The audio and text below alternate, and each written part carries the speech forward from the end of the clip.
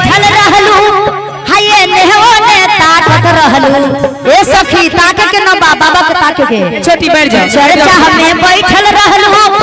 हाये नेहो ने ताकत रहलू आगे बहिना कहमा लगबलू तू धिया आगे बहिना कहमा लगबलू तू धिया चर्चा में बैठल रहलू ए नेहो ने ताकत रहलू चर्चा में बैठल रहलू ए नेहो ने ताकत रहलू आगे बहिना कहमा लगबला तू धिया आगे बहिना कहमा लगबला तू धिया आगे बहिना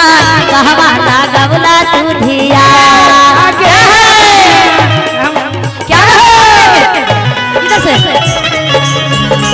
जिया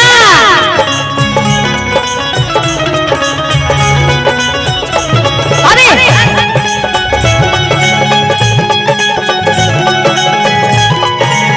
तू ही बता दे रे मालन तू ही बता दे रे मालन तू ही बता दे क्या बात है मुन्ना भाई दीदी अरे क्या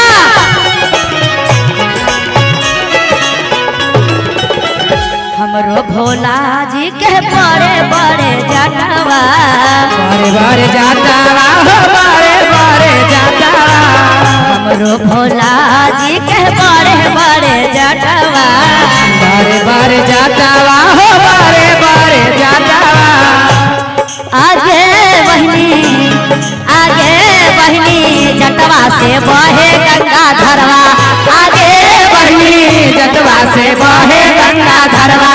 आगे बहिनी जटवा से बहे गंगा धरवा जिया झुम करी तो दीदी ताली बजा के दीदी क्या बात है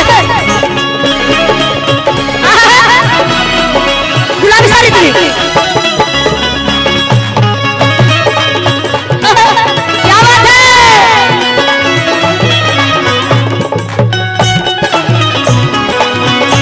अरे जिया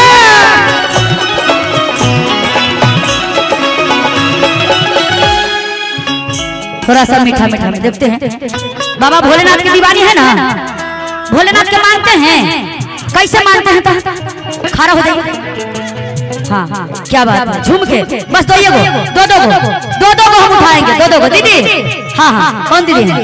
चलिए झूम के कैसे इधर आइए सामने कैमरा सामने हाँ आ जाइए दिल से मानते हैं ना हम लोग बाबा के दीवानी ना है जी हाँ वो अपनी में पहले दोनों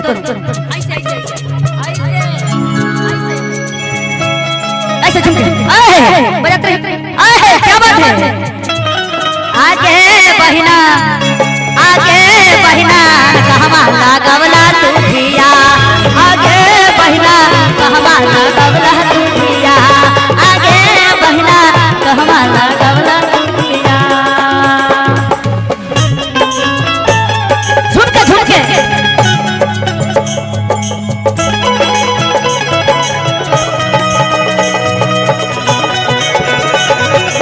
अरे जियो आप बहुत शर्माते हैं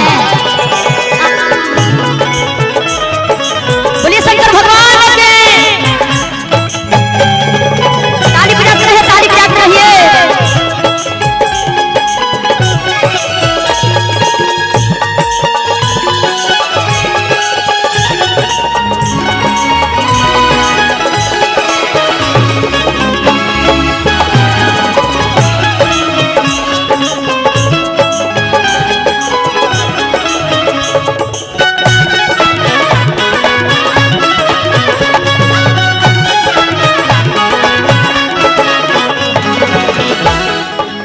और का कहनी हमरो भोला जी के नागावा के हारावा हमरो भोला जी के नागावा के हारावा दीदी नागावा के हरवा आगे बहिनी बहिनी कैला ना बसा सवारी आगे बहिनी कैला ना बसा सवारी आगे बहिनी कैला ना बसा सवारी आगे बहिनी कैला ना बसा सवारी आगे बहिनी कैला ना बसा सवारी आगे बहिनी कैला ना बसा सवारी। क्या बात है मुन्ना भाई, इधर ध्यान रखे बाबा ताली पे लरमा दीजिए भैया जी दीदी बड़की दीदी बड़की अच्छा ताली बजा के पीछे वाली दीदी पीछे वाली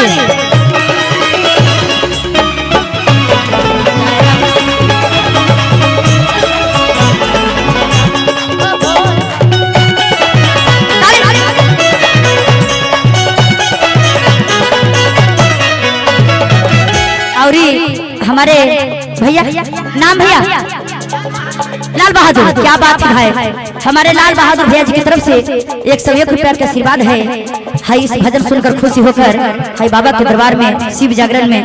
तो बाबा भोलेनाथ भर भंडार रखें और मैया रानी से मांगती हूँ दया की माता रानी खुशहाल रहे सभी परिवार। और कहना है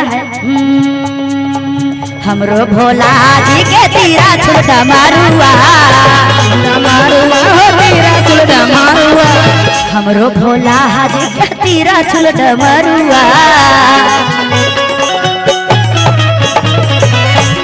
आगे बहिनी कैला ना भांगा के या हरवा आगे बहिनी कैला ना भांगा के या हरवा आगे बहिनी कैला ना भांगा के या हरवा आगे बहिनी कैला ना भांगा के या हरवा आगे बहिनी कैला ना भांगा के या हरवा आगे बहिनी कैला ना भांगा के या हरवा आगे बहिनी कहां न लगा लो हरवा आगे बहिनी कैला ना भांगा के या हरवा आगे बहिनी कैला ना कहां माधे हरवा। बोलिए शंकर भगवान की जय। यही से कहता नहीं दीदी कि चर्चा में बैठी हो तो इधर उधर मत ताकी हो।